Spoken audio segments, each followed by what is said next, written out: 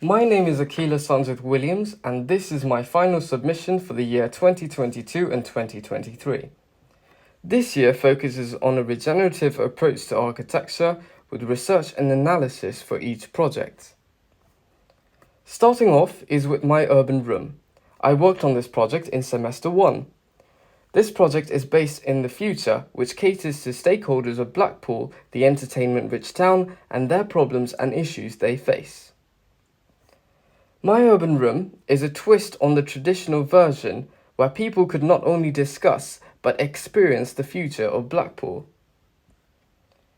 My main idea was to take the entertainment aspect of the town to engage visitors to experience their interpretation of what Blackpool could be like in varying alternative timelines.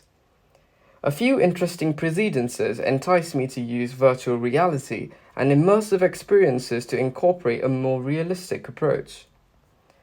The students of Blackpool could present what the future of Blackpool could look like using these methods to council members, tourists, and locals. My journey begins of a collaboration aspect that provides the opportunity to reimagine the future and to develop and present their work and perhaps take action. The selected site is located on the central promenade within close proximity to iconic landmarks along the scenic coastline of Blackpool. Based on available materials and brief for my design, I began to work on possible construction options that best suit this site. As my urban room is a temporary structure, I decided to use rammed earth due to its great sound insulating properties for the immersive room and the possibility of easily disposing of it once the project reaches its conclusion. By playing with materials, I observed the possibility of sensory deprivating and overloading opportunities to enhance the overall experience. With significant design development, I arrived at my completed plan. The urban room is accessible by sloping corridors that create sensory deprivation, building suspense towards the immersive room. The semi-submerged rammed earth structure holds the immersive room as the sensory overload point of the journey. Once completed the experience, one could walk through the transition space that deprives one's senses and gradually ramps back into reality. The Future Forum acts as the traditional urban room and gathering space for discussion of their experience in the immersive room and the possible strategies to attain a more favourable future. This section aims to portray the experiences I wish to create. From the long, dark, sensory deprivating corridors that slope towards the immersive room, which transports you to a possible future with a sensory overloading experience, is my architectural attempt to time travel and re-emerge back into reality. These are a few visuals of my attempt at a futuristic urban room and the spaces and characteristics I wish to create. The Blackpool Rewilding Centre was the project I worked on for semester 2. This project paves the path to a more regenerative future for Blackpool that incorporates a multi-species approach to architecture. Due to climate tipping points recorded all over the world, our future seems to be heading to a dark and dangerous one. My project aims to act as a change in our dominant ways and be a part of nature than to lead it into disaster. Based on many articles published, rewilding architecture is one method that architects could change the future. London's West End project by Arup is one project that inspired me that the ability to change the urban landscape with nature could change our trends drastically. By studying satellite maps, I identified a potential green link in Blackpool and the possibility of using my site as a catalyst to change the urban landscape. To start off my rewilding projects, I focused on linking green spaces within close proximity to my sites. By studying flora and fauna from the Merton Mere Nature Reserve in Blackpool, I aim to host them in my sites and ensuring a smooth transition between these spaces.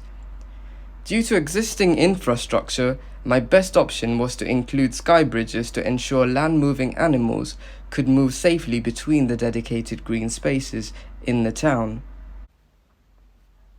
The stakeholders of Blackpool play a vital role in the success of my project.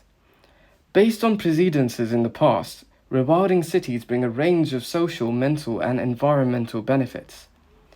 Catering to current issues in Blackpool like antisocial behaviour and poor mental health, incorporating nature into the town could solve many of its issues. This could lead to a more enjoyable experience for tourists and locals in the area. Based on these requirements, my design brief includes a forest school that caters to all ages and an exhibition space for individuals to showcase new techniques of incorporating nature into our daily lives. My goal is to include a seed bank and an information centre for those interested in contributing to the project. The Blackpool Scouts Guild gathers the younger generation to drive the success of the project and see the importance of our global emergency to secure a brighter future for them.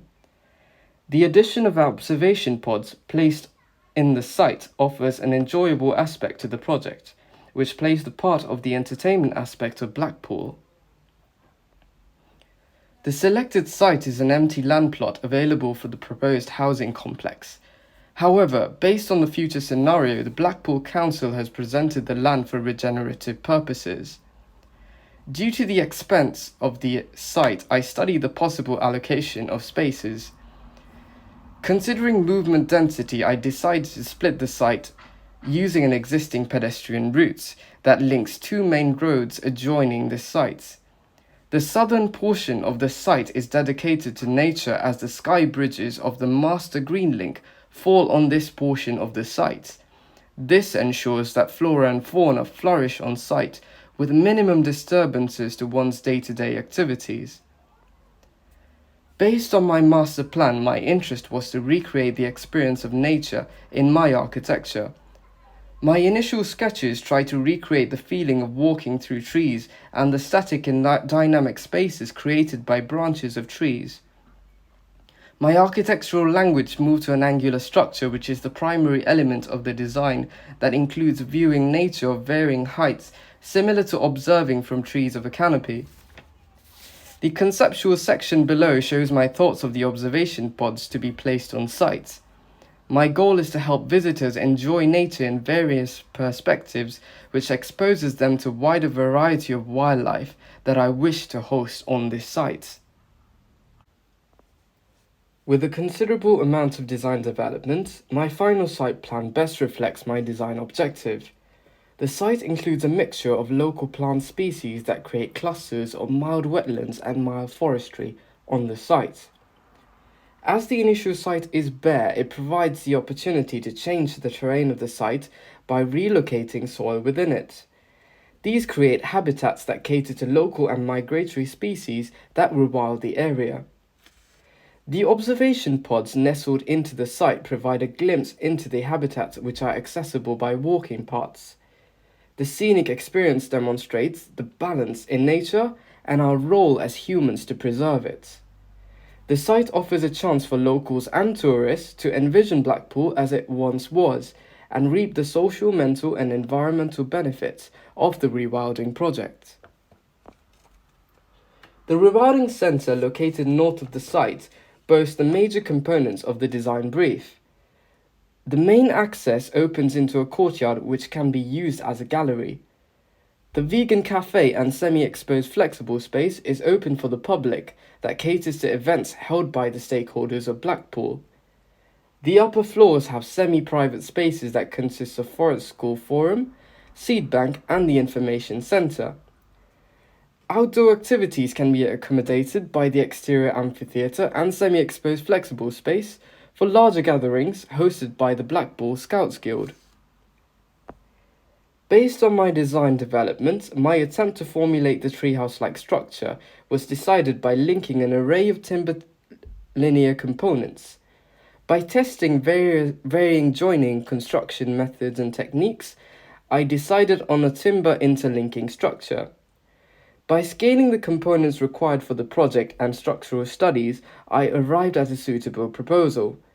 My goal is to ensure the structure can be easily put together on the site by assembling prefabricated glue lamp timber components with semi-exposed steel gusset plates and bolts.